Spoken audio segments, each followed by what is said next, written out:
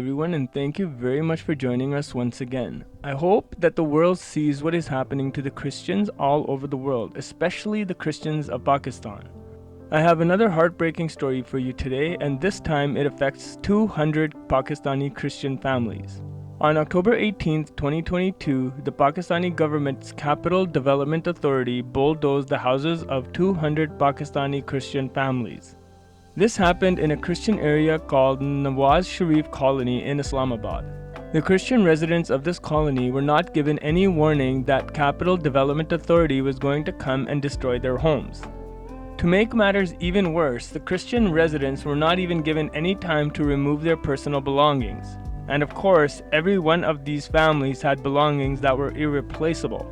Nasser Saeed, who is the director of a UK-based group for Center for Legal Aid, Assistance and Settlement, said, "These Pakistani Christians have lost everything, their homes and all of their worldly possessions. Many of them have lived in this colony for years, raising their families here and investing their life savings into building and maintaining their homes." Nasser Saeed added that the demolition came soon after the devastating floods in the country and as winter is approaching.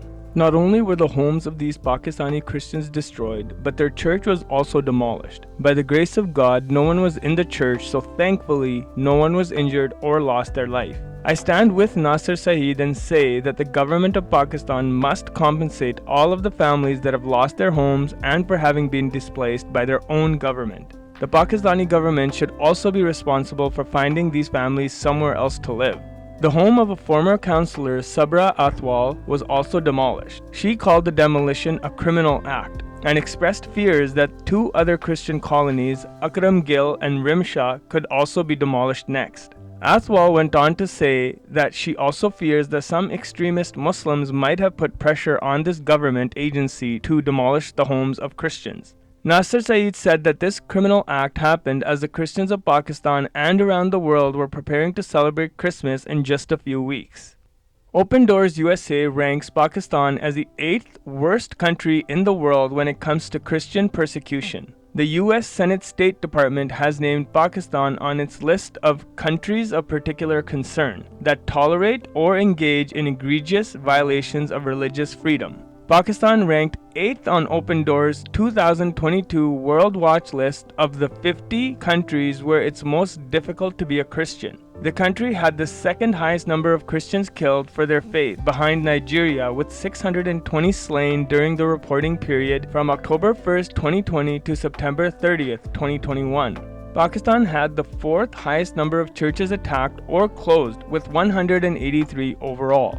Dozens of individuals are imprisoned on blasphemy charges in Pakistan. The country's blasphemy laws, embedded in sections 295 and 298 of the Pakistani Penal Code, are often misused for personal revenge, and it carries no provisions to punish a false accuser or a false witness. This is another way that the government of Pakistan sides with its Muslim-majority population to make the lives of minorities a living hell. The Pakistani government allowed the destruction of these homes of 200 Pakistani Christian families.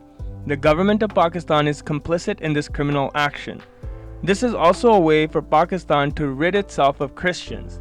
The Christians of Pakistan are treated so badly that sometimes they see no other way but to convert to Islam. This, of course, rarely happens, as majority of the Pakistani Christians choose to die rather than convert. I do understand my brothers and sisters' plight.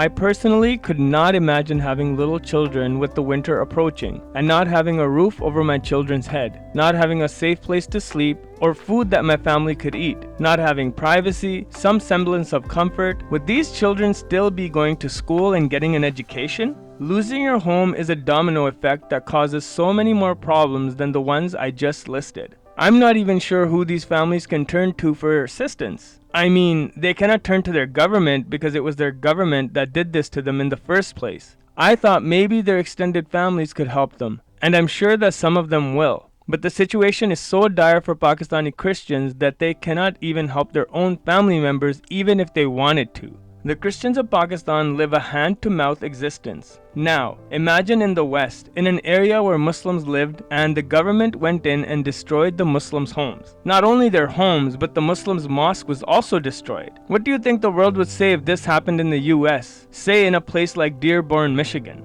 Don't you think that the Muslims, Christians, and even atheists would stand with the Muslims? Let me know in the comments. Would you, regardless of your faith, help Muslims if they needed your help? I know me, being a Christian, I would help Muslims get back on their feet. I challenge you to ask yourself why this is not the case in Pakistan. No Muslims in Pakistan are rushing out to help these Christian families. I'm asking you, why not? Well, everyone, thank you very much for listening to me again, and please join me in saying a prayer for these 200 families for their living situation to be improved, and for all other Christians of Pakistan that are being persecuted simply for being Christians of Pakistan. Thank you again, everyone, and may the peace of Christ be with you all. Amen.